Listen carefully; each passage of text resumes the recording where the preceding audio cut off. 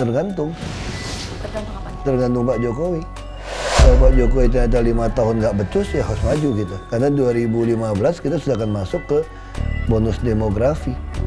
Angkatan kerja lebih banyak daripada yang nggak kerja kan. Jadi kalau presiden sekarang ini 5 tahun dia tidak manfaatkan dengan baik, ini akan berbahaya. Kita masih sisa, memang puncaknya 2028 ya, masih ada 9 tahun. Jadi kalau beliau tidak beres misalnya gitu kan, kita tidak tahu kan orang kan. Kalau tidak beres ya saya kira semua putra terbaik bangsa Indonesia harus mau mencalonkan diri untuk menggantikan. Kalau nggak kita repot gitu. Berarti siap ya Pak 2019? Sekarang aja siap kok, saya kan nggak dipilih orang. Nggak dipilih apa? Ahok Capres 2024 ditulis oleh panjathadisiber.com. Sebelum kita lanjut, jangan lupa subscribe dan nyalakan loncengnya agar Anda menjadi yang pertama mendapatkan informasi dari jurnal terupdate. Andai kata MPR jadi mengamandemen Undang-Undang 1945 yang antara lain mungkin bisa saja membolehkan seorang presiden menjabat selama 3 periode, maka Jokowi kemungkinan besar akan kembali nyapres pada 2024 nanti. Tapi andai kata pasal tentang pemilihan presiden tersebut tidak dikutak-kutik oleh Mulan Jamila DKK, maka kita harus mencari figur lain untuk menggantikan Presiden Jokowi yang sudah tidak bisa maju lagi.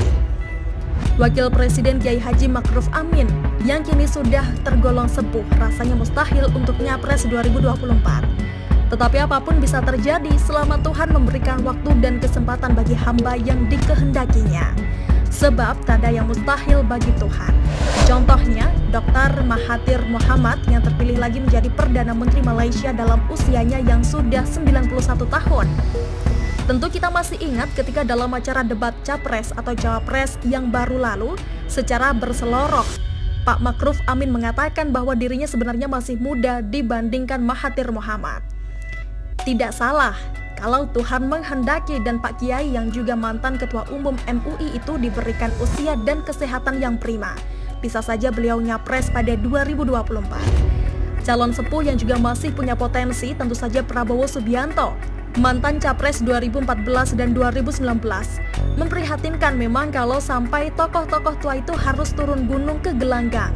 Tapi mau dibilang apa kalau generasi yang lebih muda tidak ada yang becus nanti. Tapi tunggu dulu, untuk saat ini ada beberapa nama muda yang potensial jika dilihat dari popularitasnya semata. Bukan dari segi kualitas dan kapabilitas. Mereka itu antara lain Gubernur Anies Baswedan, Sandiaga Uno, dan lain-lain.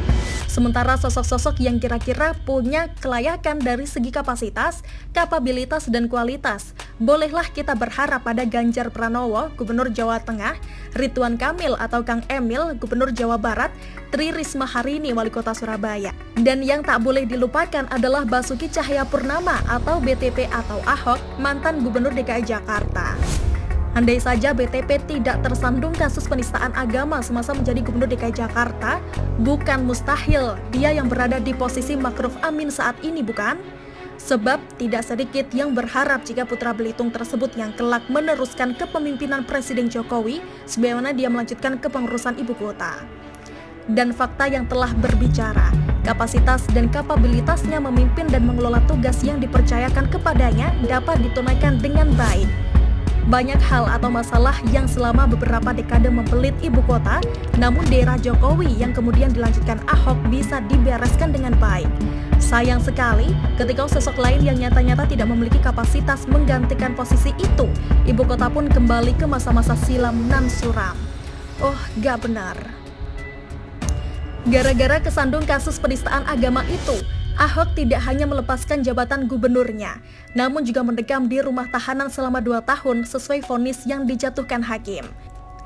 Namun, semua orang paham dalam kasus itu bukan hukum yang adil dan bermartabat yang diperankan, melainkan hukum rimba. Kekuatan masalah yang menjadi hukum kala itu sama dengan nasib Eliana, warga Tanjung Balai, Sumatera Utara yang divonis masuk sel 18 bulan karena dituding menista agama. Padahal ibu yang malang itu hanya mengeluh soal speaker dari tempat ibadah yang volumenya dirasa memekakan telinga. Mendapat stigma sebagai penista agama, Ahok kini merasa cacat. Karir politiknya dirasa telah habis karena status sebagai penista agama tersebut. Tetapi Ahok sebenarnya tidak perlu berkecil hati atau minder lagi, sebab situasi dan kondisi terus berubah dan berkembang sesuai zaman. Ahok bisa saja dicap sebagai penista agama Islam sejak 2 tahun lalu, sekalipun banyak perdebatan tentang hal itu. Banyak tokoh agama yang menilai bahwa ucapan Ahok di Pulau Seribu pada September 2017 itu bukan penistaan. Apalagi kejadian itu menjadi heboh karena video rekamannya diedit dan dipelintir sedemikian rupa oleh Baniani. Setelah hampir 3 tahun, kasus Ahok sudah mulai dilupakan. Apalagi sekarang ini banyak bermunculan penista agama yang jauh lebih parah lagi. Sebut saja UAS yang tanpa tedeng aling-aling menghina keyakinan umat Kristen dengan mengatakan bahwa salib itu dihuni jin kafir.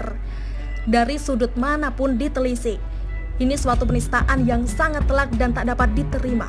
Kemudian ada lagi Yahya Waloni yang tanpa titik koma mengatakan kitab suci agama Kristen itu palsu. Kadar penistaan agama yang dilakukan kedua oknum bergelar ustadz tersebut di atas jauh lebih tinggi dan parah ketimbang Ahok. Bedanya, dalam kasus Ahok, jutaan massa bisa diajak melakukan aksi demo berjilid-jilid guna menekan hukum. Sementara dalam kasus UAS dan YW, hukum sepertinya tidak berminat. Jadi, Ahok kini tak perlu lagi merasa cacat sebab toh ternyata ada beberapa orang yang lebih layak digelari sebagai penista agama yang sesungguhnya. Ahok bahkan sudah menebus kesalahannya dengan mendekam di rumah tahanan selama 2 tahun. Artinya, tidak ada lagi alasan menudingnya sebagai penista agama. Maka bertolak dari situ tak usah lagi merasa cacat, minder atau gimana gitu.